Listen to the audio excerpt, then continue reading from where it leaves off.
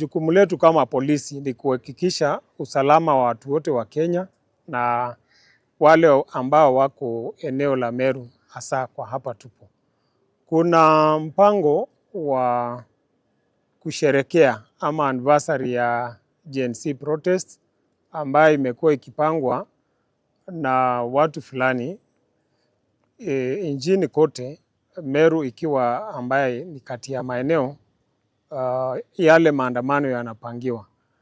So tunataka kuwahimiza wakazi wa Meru wafanye mambo yao kwa kutii sheria. Wale watu ambaye wanapanga kuhusika kwa yale maandamano, tunawasihi wasipotoshwe na wahalifu, waweze kuvunja sheria, kwa maana sisi tutakuwa hange kutafuta wale ama kuhakikishia watu wote wa Meru usalama wao kama jukumu letu.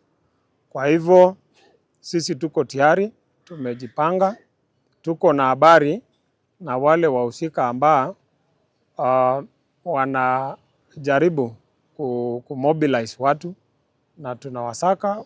Wengine tangia kufikia pale tunaweza kuwa tumewafikisha kotini wakabiliane na mkondo wa sheria.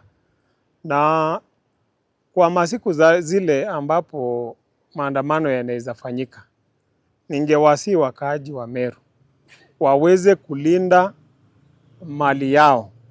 Sisi tuko tayari kuwasaidia kulinda mali yao, wasiweze kupotoshwa na watu ambao hawana mpango, watu ambao wako na nia mbaya ya kufanya uporaji ya mali ya watu ama kuumiza watu. Kwa hivyo ni tahadhari kwa wale ambaye labda wako na nia ya kuchukua sheria mkononi mwao. Sisi tutaweza kuwachukulia hatua na tutatumia mbinu zote zile kuhakikisha kana kwamba watu wataweza kufurahia mambo yao ya kawaida, waende kazini, watoto waende shule, watu wafanye biashara, na tutafanya juu chini kuweza kukamata watu wote wale wanaweza kuwa na mipango duni ya kuweza kuinterfere na amani ya watu wakiendelea na maisha yao.